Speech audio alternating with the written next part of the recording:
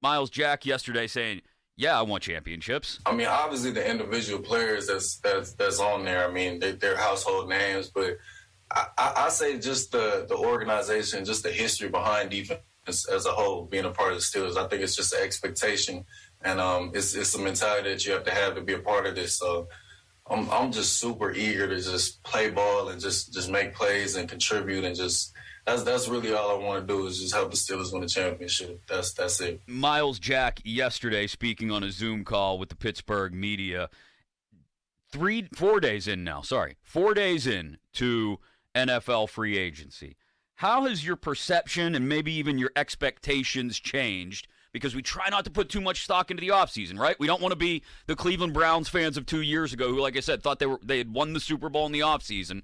But how much of your perceptions and your expectations of the Steelers changed in the last 72 hours? Well, I don't see that there's any way in which the Steelers did anything but overshoot what people's expectations were. I don't know. All right, I'll play this game. This is the game, and this is the vantage I'm looking at it through and from. Is there somebody sitting there that's a Steeler fan and says to themselves, I'm disappointed they didn't go out and get the people that I wanted or the positions that I wanted. Position X or player X that profiles as this wasn't signed by the Pittsburgh Steelers to fill this need. They went out, and you could argue about if you thought he's good or not. They filled a need at quarterback, offensive lineman, 2 of them, a cornerback in Levi Wallace, and an inside linebacker in Miles Jack that you could talk about him dipping off a little bit last year, but the pedigree is there. So what? And they bring back Witherspoon, at a good price as well. And bolster the defensive backfield more. What position or what situation do you say, okay, because you still have the draft in front of you. So what situation did you say, all right, this needs to be filled? You can make an argument that tackle, maybe. Yeah, strong safety still needs to be addressed with Edmonds, you would presume, on the way out, and that leaving a hole there. Or maybe Edmonds isn't on the way out. Maybe not. We'll see. That's the other thing. And I'll be honest, I love the way, and this is exactly what I called for. They've addressed all the positions of need. This is exactly what we expected them to do, and to an extent, what we wanted them to do. I would have prioritized things a little differently, or maybe and players like a little differently at that position. I mean, honestly, I hate to put it like that, and we don't like him. I mean, I don't want to say we don't like him. I don't know how good Miles Killebrew is. Yeah, he's maybe a good they special teams really player. like him there. Maybe. Yeah, there are the rumors that they're interested in Tyrann Mathieu. I don't know if and don't forget Montravius Adams, who I think can be a positive to this football team. Yeah, but I think, look, I feel good that they addressed all the positions of need, right? Like that I feel good about. Again, some of the players I'm under, a couple of the players. Again, I keep bringing this up. I may not be the happiest in the world with Trubisky or the Mason Cole signing or bringing back Chooks necessarily, but the Levi Wallace signing, the James Daniels signing, I love those. I love bringing back Witherspoon. I like bringing back Adams. I think Miles Jack, if he turns things around from last year, could be Devin Bush's replacement eventually, even though he's going to play next to him this year. So I'm not complaining about the thing in totality. In totality, I think they did a solid job. I'm just curious how people – we seem to be riding like that endorphin high of, oh, my God, look at everything the Steelers just did in free agency. What did you want them to do more so? I didn't say I did. I said people are riding the endorphin high of we've never seen them do this before, right? Right. We've never seen them be this aggressive on the market because they've never had this kind of cap space. I guess I don't want us, and maybe this is being too pessimistic, I don't want us to be, like I said, Browns fans of 2 years ago and presume that something's been won in free agency. I like a lot of the signings. I don't want to get too far. I guess I'm sort of holding back from getting too excited about it is what I'm saying. Well, I think you can go out and sign the top free agents, the best free agents in the world, the best guys that are out there, and you still have that holding pattern because they've got to perform on the field. Right. All you can do right now is win free agency or try to fill your needs, and the Steelers can do that. And I would argue that I'd be derelict of duty of quelling anybody's excitement to do that right now because the Steelers stepped out of their normal MO and they did something that they comported themselves generally how they don't. and they saw needs and went out and spent a whole lot of money and signed people. I say get as excited as you, because those two things are disassociated But that's the same from one thing we another. made fun of Browns fans for 2 years ago. Do you know what I mean? No, it's not, because It is. Browns fans said, no, it's not, because Browns fans said this will lead to wins. I don't know if this will lead to wins. I know this fills needs. I'm not saying that the Steelers are going to win the Super Bowl. Browns fans were making that this time of year. We're going ahead and projecting this as win totals. I'm not projecting it as win totals. I'm just saying that this will become a football team that I think right now, this is putting yourself in a position to potentially stabilize things. So this leads perfectly into the second component of this conversation, which is if your perception or expectations have changed, put a numerical value on it. Like I said a week ago before free agency started, I thought this was like a 7 or 8 win team, right?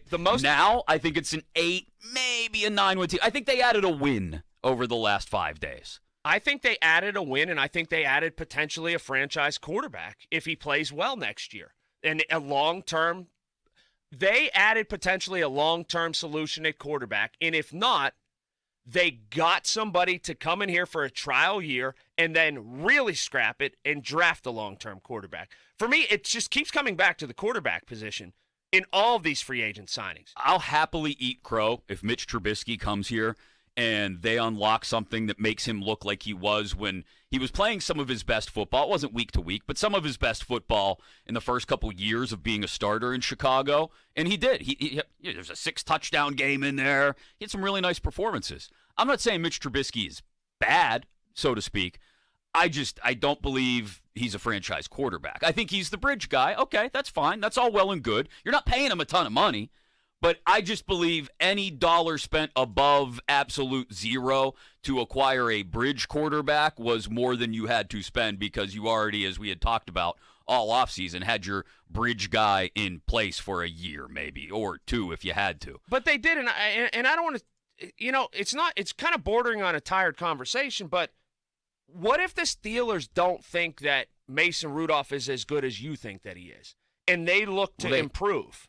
They had a first-round grade on him, they said, and they were about committed to moving right now. They gave him a contract extension. But he's not going to start. Presumably, yeah. Mason Rudolph's not going to start. So if you think that Mason Rudolph is good, it really doesn't mean a lot. See, I've never said Mason Rudolph is quote-unquote good. What I've said is Mitch Trubisky's Mason Rudolph with legs. Like, Mitch Trubisky's marginally better. If the Steelers were satisfied in Mason Rudolph, they wouldn't have gone out and even given $1 to Mitch Trubisky. That's the thing.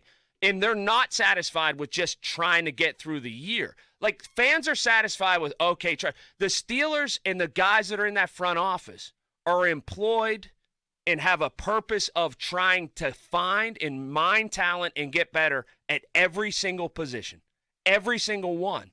So their view of looking at the franchise is vastly different than a fan or a media guy or whatever. Sure. They want to try to acquire the most wins as possible. Like if it's a difference between one win, they're going to spend the money.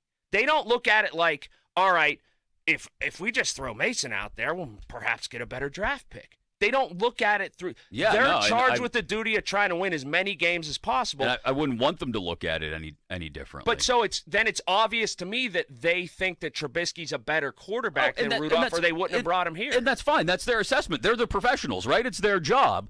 But it's also our job to give our assessment of things. And that just happens to be mine. And I still – can you quantify why you think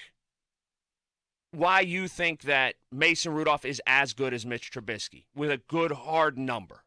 What number? I mean, you can't. There is no war in football. You can't roll it up into a single number. His touchdowns to interceptions isn't anywhere close. You can look at his the last completion percentage isn't as good. You can look at like the last 380, 375 pass attempts, which is basically the totality of Rudolph's career. And look at the last 380 pass attempts of Trubisky's career.